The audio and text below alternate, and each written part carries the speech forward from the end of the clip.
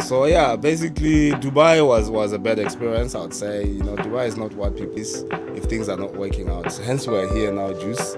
Yeah, we came because we wanted to explore and move to new environment. But all I can say is some big there's issues that are just emanating from misunderstandings or having different views. I don't know, but I feel that is the problem. But for me, I didn't do the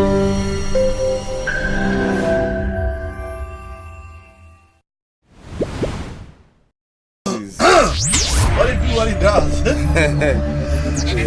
Yo, what's up, everybody? That's your boy DJ, you the only brand. Yeah. Today I'm with my guy. I'm way. This guy owned that guy. But finally I'm here, This bro. week, Finally I'm you've here. been calling me and telling Yeah. you want to come. So I've been not trusting. Yeah, I know you didn't trust I was gonna turn up, innit? But You I'm were not here. I'm trusting. finally here. We are here, Yeah. my guy, and I Yeah. don't put the mic closer. I had to come, bro, Yeah. and represent So, and my support guy, each other. Normally, I don't like to ask people who are Yeah, they, yeah, what. I want you to definitely. explain yourself to people Hey, so that they know who how do I you identify yourself? Another that I identify myself as jack of all trades. Uh-huh. You know me. I try, not even try. Okay, I aspire to be one of the biggest DJs under your mentorship. Though one dodge, I'm saying Mutuleng. Yeah, so I aspire to be. I go by the name DJ X. Baba Nkiti Gabi. So yeah, I just live around Southampton with my guys here. Originally from Botswana, my Geba. Yeah. So yeah, I'm also into business. I'm an entrepreneur in this country as well. I've been doing business for over 5 years now. Yeah. So basically, that is me in a nutshell. Just an entrepreneur and aspiring DJ. Yeah. Yeah, as a listener, you can hear that there's a lot to talk about. Entrepreneur, DJ, hustler, Traveler, father. You know, like things like there are a lot of things that we are going to unpack here. Yeah, But and then first of all, author as well. Yeah. I just published two an books. author again, the book Yeah, that I is just here. published 2 business books now. Yeah, we're gonna dwell much into that later. So, Yeah. but my guy, most of the time when we talk about things that happens to us. Yeah. And people are mostly not interested in whatever things happen to us. They just In want the- to see what the world is. Yeah. So right now you've been living in different places, like Yes, Dubai. Dubai, South Africa, even in then England. Yeah. Even some countries that we can't mention. Yeah. That guy, he's been there. Man. Yeah, definitely. My guy, definitely. can you tell us the experience of? Yeah. Just sum up the experience of living Yeah. in those different 4 countries, right? Yeah, definitely. Yeah, living in the diaspora, it's challenging. I would say it's a very challenging move that you can make in your life, but it's worth the risk because in life, I would say if an environment is not producing results, you have to move to another environment and seek success, basically. So you can't stay in one place if things are not working out. Hence we're here now, Juice. Yeah, we came because we wanted to explore and move to new environments which can provide better opportunities for us to do. So yeah, basically Dubai was a bad experience. I would say, Dubai is not what people say it is. Yeah, Dubai, basically we stayed there a year and a half and it was really terrible, and then we went back to the drawing board with my guy Calvin. He's now moved again. He's moved overseas, gone to another country because he didn't actually like it here, basically. So yeah, we've been moving a lot. Moving from one country to another. We're I would refer to us as economic migrants. We migrate because we are seeking better economic environments. So not for Botswana, it wasn't working out. Yeah, it was a bit harsh. The situation wasn't better for us back home, and we decided, you know what, let's try Dubai. We tried Dubai, things didn't work out. We went back home, then we ended up here again. So yeah, since arriving into this country, I'd say, yeah, it did become a land of honey for me because it only took me almost a year hustling, and then I managed to launch my business, which was X-Men Hunt Sneakers, and I launched my care agencies. And I've been doing it ever since, bro. All I can say is that it's not easy, but it's doable. Business is not an easy thing. It's something that is full time. You work 10 times more than your employees. So I would say, Yeah, sometimes to migrate is a good thing as long as you know you've got a plan, you know what you're going there to do. Because some people they just migrate, with a clouded mind without exactly knowing what abatsena ko ba go ila. So abatsena kwano, they start, like suffering because never snap plan. So how migrate or the strategy before you even move, you have to first identify who you know in that country, like your line of connections or easy big easy juicy. So how it becomes easy because already you know somebody who's already here, so they can help you in settling. You know what I mean? So yeah, it's been a journey, bro, but we did it. We did it. Yeah, we did man. it. What are you talking about? Knowing where you're going, Yeah. where like connection and so on. Yeah. I've been meeting so many people that are crying about Yeah. the issue of. I came here, somebody invited me here, somebody told me here, but when I got here, this person is no longer. Yes. Yeah. How information is it easier for people to exactly know where they're going? Like if you're Yeah, it's really, it happened to me as well coming here. I was invited as well by one guy, and Hagetanakwa Airport, he was nowhere to be found. So you can imagine. So it's your first time in a country, you don't know where you're going, and this person is not answering the phones. So you don't know what to do. So basically I started, trying to link up with people from home. Like, hey guys, I'm here. What's going on? Do you know anyone I can call? So, like I said, if you always have like, a circle of friends, that are helpful, that can help you, that have information. So yeah. So I was connected to one lady who then took me in, and showed me around and made me settle. Though it wasn't easy, but it was like a really difficult road for me. But because I was hopeful that I knew what I was coming here for, so I didn't lose focus. So I still persisted on, carrying on and, not giving up and just, being positive until one day things started opening up. It doesn't happen overnight, and it takes strategy. You have to have a calculative move. You don't just, go out and say, look, this is what I want, without a strategy. So for me, everything has been done with strategy. So I've been strategizing from day one. Every move I make is a strategy. Everything I do is a strategy. When you see me with you, it's a strategy. You understand? I've been telling you that from way back. You know that we didn't even know each other again. Yeah. So because I wanted to learn to be a DJ, what did I do? I Googled people around who are DJs, and I found you, and I was like, I sent you a request again. Yeah. And you were like, who's this guy? I was like, you're a DJ. Yeah, you're a DJ. So can we link up? Yeah. That's how we met, isn't it? So I tried to create friends myself who are productive, who are productive, who are useful. Yeah. So like they say, if you hang around 4 idiots, you are the fifth idiot. So so I try to build relationships around people who are productive, who are doing something, who are creative like yourself.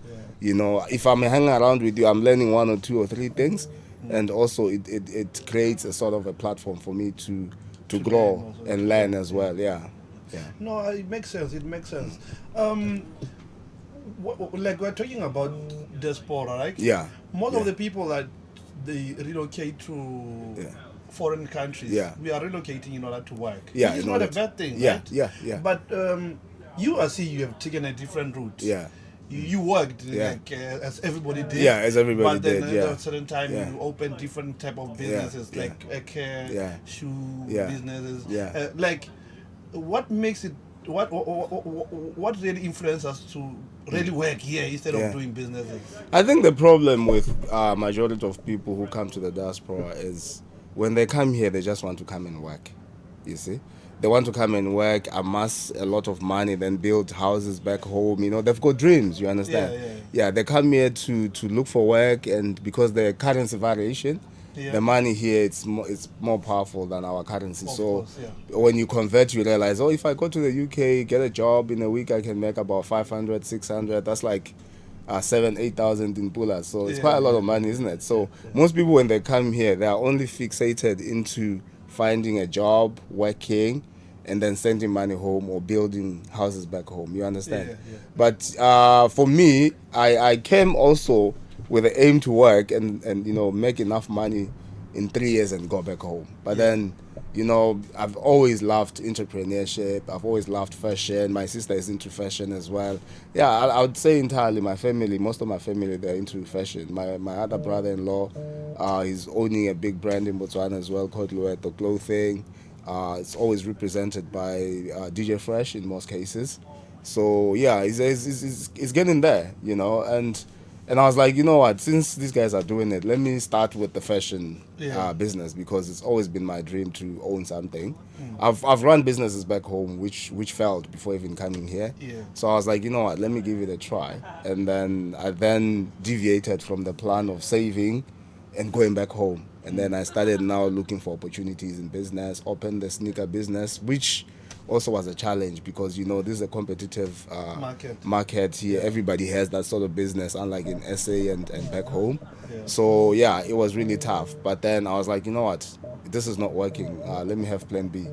Then I looked into plan B, then because I was in the industry of care, and then I had to learn. You know, I was working at the same time learning. It took me a year, you know, because you couldn't get the information, you know. And the moment I got the information on how to do things, I then opened my own agency, and we've been doing it since. You know, so it's all about your goal, actually. If you are into business, you're into business. Some of us, we don't like working for other people for too long. It's something that I felt. I was a lecturer at university, and I left because I was like, you know what, I'm just tired of working for other people. I need to do my own thing, you know. So, and when I left, everybody thought, this guy is crazy. How can he live like a lucrative career, a job, you know, a lecturer at uni, and then he quits the job and go to the UK. I mean, UK is hard because people clean windows there, they clean houses there, they clean students' accommodation, they wipe ass, we did that, man. We wiped people's bums as well, you know. But then, I mean, it's part of life. It's part of learning, and it's part of growing as well. It's one thing that I've learned, like everything is.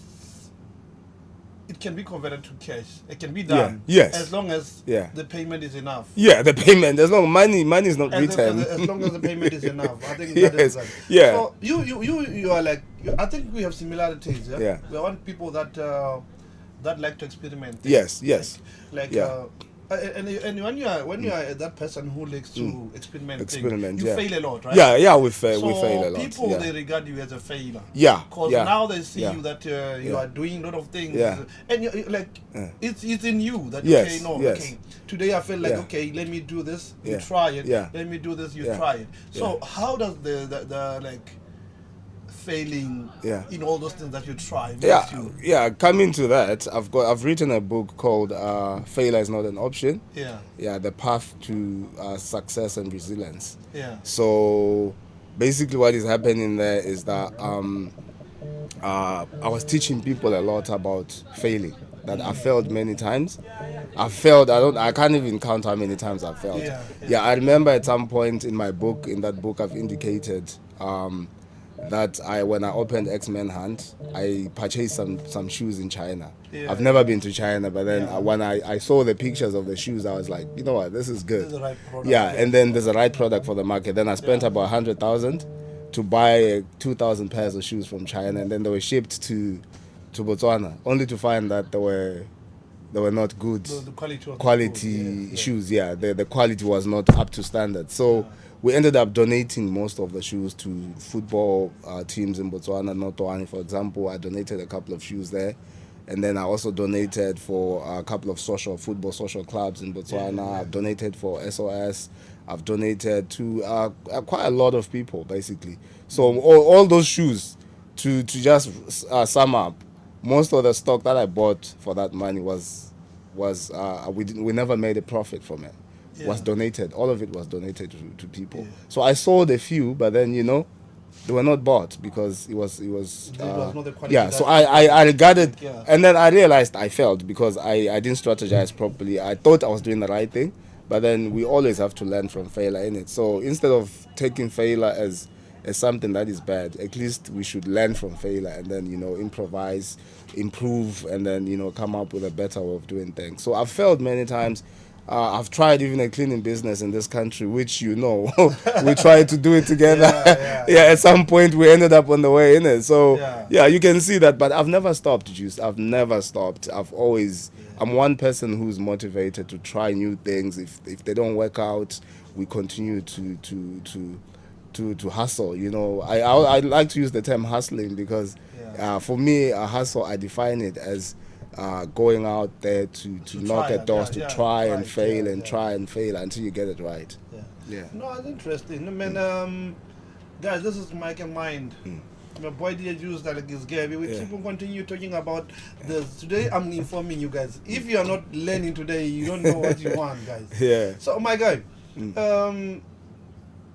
you as a person that you've been to university and what course did you do again? Human resource management. Human resource, but right now I'm looking at it. You never worked as a human resource. No, I've never. What do you think about education when it comes to this? I would say education, like they said before, it's the key to success. But then nowadays it's like the doors are different, or the locks have been changed, because education doesn't always open doors for us anymore. It used to back then, but nowadays we are faced with a lot of things like changes, like the internet now has introduced new things like social media, TikToking, YouTuber. This thing, AI, yes. So, I mean, you can find that somebody who's never been to school is making $1 million just being a TikToker or a YouTuber. And then you've got 10 master's degrees, but you are barely making even 100,000 a year. You understand? So, education is good only if you've acquired some education, then apply it in your life and use whatever you've learned, to try and, run maybe a business and apply it in a business. Because to be honest, most of the courses that we did at uni, I would say to you, I would openly admit that I've never worked anywhere as an HR officer. I graduated and then I went straight to working at a bank. And then worked at a bank. I did a lot of work in Barclays Bank, and I worked for Botswana Life as well. And then from there, I became a lecturer in 2010. So you can imagine, I started teaching some of the modules that I learned at school. So basically, it started helping me out. But all I can say is some basic form of education is important, but I wouldn't say to people that education is the only key to success. So education, it comes in different ways, because there's formal, there's informal. Like right now, you can learn how to do a podcast. That's self-taught. You didn't go to school to do it. So that's also some form of education. You know what I mean? So some people are making money out there while we are trying to go through the route of formal education without knowing that also informal education is education. It's just that it's not endorsed, isn't it? Like how na certificate, but people are well educated there. They know what's going on. Most of our bosses, they didn't go to school. Most of big companies, big tech companies, the guys, take for example Elon Musk. He's a boss, but I don't think he's got a doctorate degree or a master's. You know what I mean? So it shows you that some people, they just take education and just rely on it without knowing that things change, times change, and nowadays, really, a master's is even nothing. A degree was something back then, but everybody's now doing masters because a degree is nothing now. You see what I mean? So before you know it, now everybody's running for doctorate because a master's is becoming obsolete as well. So it's education. So what are you doing with it after you acquire that education? Are you going to be an employee forever, or are you going to leave the matrix? And then, pursue something different. Do you know what I mean? So basically for me, I would say education, I used it as just the foundation to get me where I am, but on a daily life, I don't apply any of my HR anyway, to be honest. As a YouTuber, there's a body of different content creators, right? So YouTube invited us to do content creator. There was a football game. I was invited to one of those games. So that's good. I was basically asking all these guys, what do you do? What do you do? You find that there are people who are actually waking up in the morning, switching on the camera. That's it. And getting paid. Yes. And I asked him, what did you do in school? No, I wanted to go and do this. So basically, like, these guys, and I look at the mentality, like, most of us who are like me and you, we are people that have different, who always trying so many things. Yeah. And I feel like it kills us at sometimes. Yeah, it does. It does. Sometimes. Well, these guys, they say, one week I decided, like, okay, I'm no longer going to do anything. Yeah. I'm going to be focusing on Facebook. On one YouTube. thing, yes. Yeah. And YouTube started paying me that money.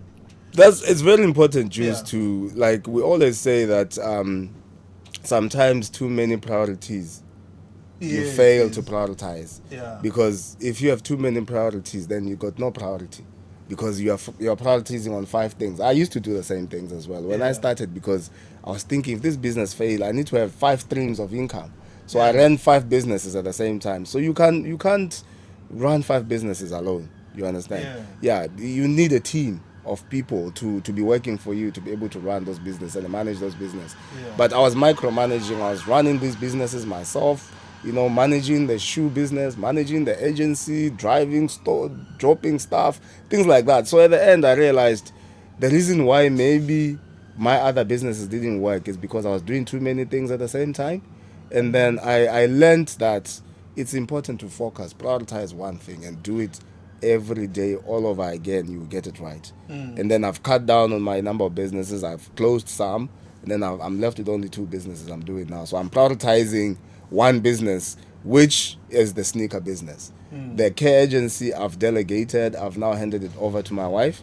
She's the one now running the agency, and I'm now focusing on the sneaker business, because I've realized that if you're doing too many things at the same time, you can't get it right. You can't get it right. No, so you are right by saying this guy decided one day to focus on that, and it's paying. And it's paying. Because it gives you room to improve, to see your weaknesses and improve on your weaknesses. One of the guys that I once worked with, he once told me something that, like, you look, because I was saying, you know what, I'm good at doing businesses. Yeah. But I'm not doing good at continuing. I don't have faith if it all. Yeah, if it fails, you then don't have. He told me that, you know what, that is stupid mentality. Yeah. Because he says, right now, when you're coming to work, you have faith that I'll pay you. Yes. But only one day I don't come and pay you at all. Yeah, that's true. That's true. It has happened to many people. Same Yes. Business. Yeah. If you do, let me say you're producing a shoe. Yeah. And you know that people are going to pay for the shoe. Yeah, for the shoe. Yeah. But okay. Yeah. But what if they don't buy? Yes. It's possible. But work you can just go either way. Yeah. But what about your business? You just quit it just because you think people won't buy. Because it's a matter of they say comfortability, comfort zone. Yeah. Having a job gives you it gives you security. It's job security, because you know if you're paying bills at the end of the week. So if you've got a job, then you are certain that at least the end of the month or end of the week I'll have some money to be able to pay school fees or pay my rental, pay my bills. You know what I mean? Yeah. So the jobs are there only to just steal our dreams, because once you start working, you cannot actually tap into your artistic flair, you know what I mean? Because you are now focusing more on working for somebody, producing and then you are now producing results for someone else, and then you can go and work for someone. You understand? Say when you are doing somebody's business, you can even go to an extent of going to acquire more skills and go work so you can be promoted. You can be promoted at work, but business can do the same thing. I've seen. I'll just give you an illustration whereby there's this lady I knew. She was like really a hard worker. I used to work with her. She was working very hard, and then she opened her own business, and then she just gave up on the way because she believed that her business wasn't working out, and going back to work is the only option. But then I say to her, it's because you are not giving it all you can. You wake up at 10 o'clock, but when you go to work, you are forced to be at work at 7. So why don't you? So why don't you give yourself waking up at 3? That timetable to say, assume you were working for someone and you wake up every day at 7. You go into your office, you make calls as though you're working for somebody else. You know what I mean? And then you meet targets and you see it working, but because it's your business, you are stalling behind. Because you think, it's my bit, you can wake up at 10 and today you are feeling tired. I'm not gonna do anything today. But if you're working, I have that a lot. But if you take your business as your employment, you wake up at 7, you knock off at 5. It's like a job. Knock off. Yeah. You are working. The problem is you don't knock off. Yeah, as you think, it's my business, I can just do whatever I want. Yeah, 10 extra hours. Yes. You don't knock so off. You need to give yourself hours to say. Yes. You give yourself time to say, okay, I wake up at 7, and then I go in my office. I lock myself into my office. I work up until 5. I'm gonna go on lunch as well, just like everybody else. 12 o'clock, I go on lunch. Then 12:30 or 1 o'clock, I get back to my office and then I work. You are working for yourself. It's your business, isn't it? Yeah. So you have to work hard on it. But if you're gonna be reluctant and not putting more effort, then it's not gonna work out, and you end up going back to work because that's where security is. But you could have made more money running your business than working for somebody else. Yeah. Because I've always said to people, even taxes, if you're working for yourself, and if you got a business, you benefit more than if you are working. Yeah. They're made for a certain class of people. Yeah. If you're running a business, you pay your taxes, but there's more benefit to it than if you're an employee. Yeah, you make more money, and I'll say in this country when you run a business legally, the legal way, you make your money. People are making money out of here. Yeah, it's a multi-billion sector industry. It's a multi-billion industry, especially the care industry in this country. It's part of the system. People get old and they have to go to care homes, and we provide carers to these care homes, and then so it's the same as funeral home. There's always somebody coming. So people. I mean, even Botswana, I would say lots of people. Like I've seen that most people from West Africa and mostly Zimbabwe as well, they're running businesses. Yeah. But people from my country, which is Botswana, they don't want to run businesses. And I've always asked myself, why? Why is it that everywhere you go, it's a Zimbabwean running a business or Nigerian? What's wrong with us, Botswana? Don't you think that we, maybe the way we've been raised, maybe the way our culture it is? Because I don't know what it is like. Because I feel like is in most of us. Yeah, I think not only in the number of people. Yeah, it's most of us. Even you as a business. Yeah. You worked in a long of time. Yes. You give it more time. More time in the working community more than the business. But you have the capability of doing your own business. Yes, that's true. Maybe with the culture, maybe the way we've been raised. I don't think it goes to the culture. I think the issue is some communities they are together. They are. They help, they support one another. They come together and do things together. I think with us, Botswana, we are not united, I would say. We are not a community that is united by love and support for one another. We rather see you go down and talk about it or laugh about it than seeing you go up. I think it's a now generation. You know what I mean? Yeah, I think we grew up in a way whereby your next door neighbor, your next door. I think social media. Okay, to my view, this is my view. I'm not saying this is how it is. Yeah, I felt like when social media came, we didn't receive it well. In our country. Yeah, we used it as a competition of things. To show off, to be the one, to be individual brilliance. For me to let me say, seeing you doing your business, let me say your shoe business. Yeah. For me to promote it in my podcast so that it can build you. Yeah. I feel like it's gonna feel important. It's gonna that can also help you me as a home. Yeah. I feel like we didn't receive the social media the right way. Yeah. Even if we can look at TikTok, we are not using it the right way. Yeah. People are making money out of TikTok. Yeah, us we're just using it to show off. Insult each other, insulting each other. That's how it is. Yeah, that is one thing with me. Like I think you've noticed, I'm not a groupie sort of person. Yeah. I don't travel in groups. I do go out and socialize. Yes, I didn't know. I do go out and socialize with people. Yeah, but the thing is, I've realized sometimes we waste so much time, trying to live for other people, to impress other people, than to focusing on our own goals. Yeah. So I've realized that the more you limit the number of groups or people in your life, then you can focus in your dreams and you can actually achieve your dreams.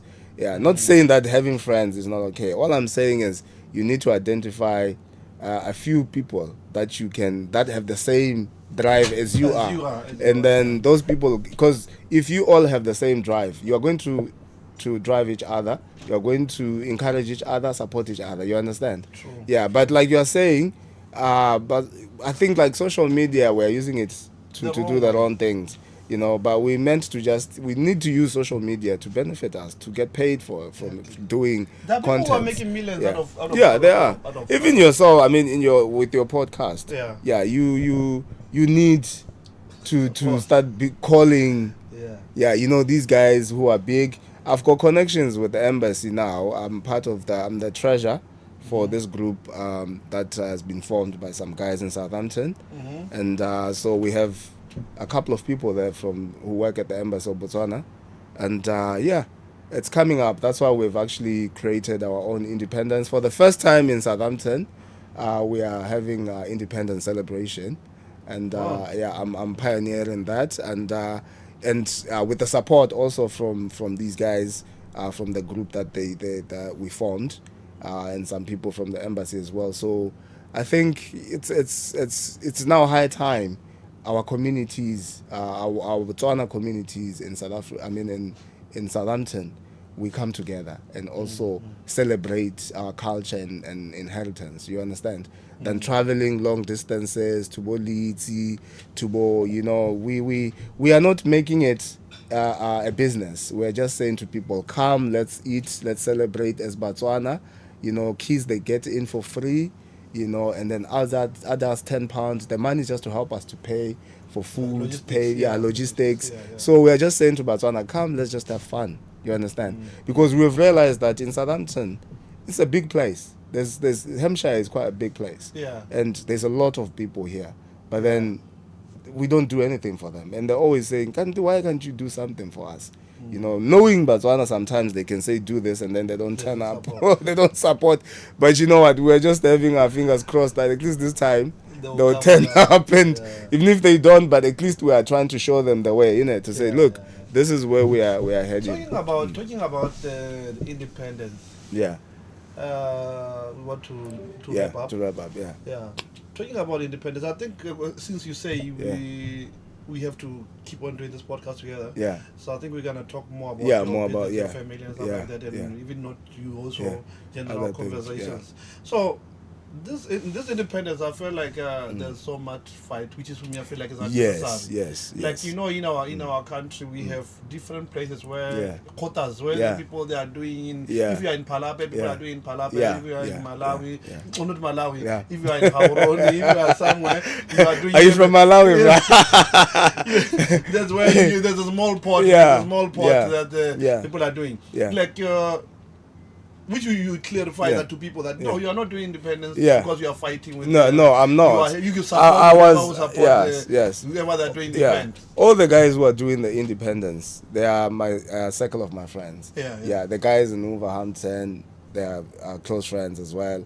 In Leeds, Oza, close friends. I mean, this thing used to be one event in one place, which was Leeds. Which is still Leeds even now. But then I don't know what happened. Like you're saying, there's like infights in between these committees, and then people end up doing their own things and, and then they separate, and then someone is doing his own independence there, Wolverhampton, Leeds, basically that is where the problem is. I think if we could find a platform where all these people can come together and say, guys, let's just make one independence celebration, and then all Botswana can go to that event, But then I think, like you say, there's lots of fighting going on. I don't know if it's monetary influenced or there's issues that are just emanating from misunderstandings or, having different views. I don't know, but I feel that is the problem. But for me, I didn't do this because I'm fighting with anyone. I'm just neutral.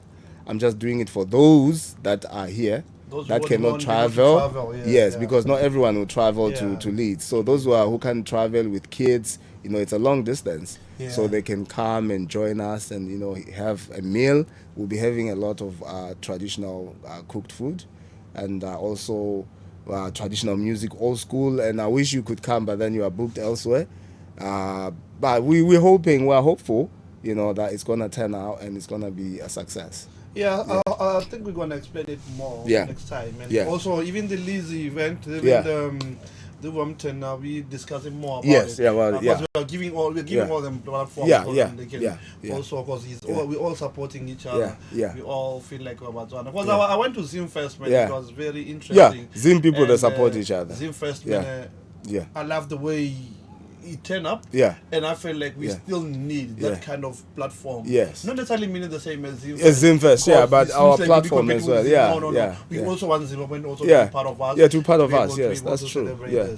To share our cultures. And Gaby, I'm gonna give you like a few questions, 2 minutes before we wrap up. BMW or Range Rover? What do you mean BMW? Which one do you choose? No, I'm a Range Rover person. You know, I've owned more than 10 to 12 Range Rovers. Okay, no, Range Rover and Mercedes Benz. Yeah, Range Rover. You know, I had a Mercedes Benz and I sold it, so I can't keep it.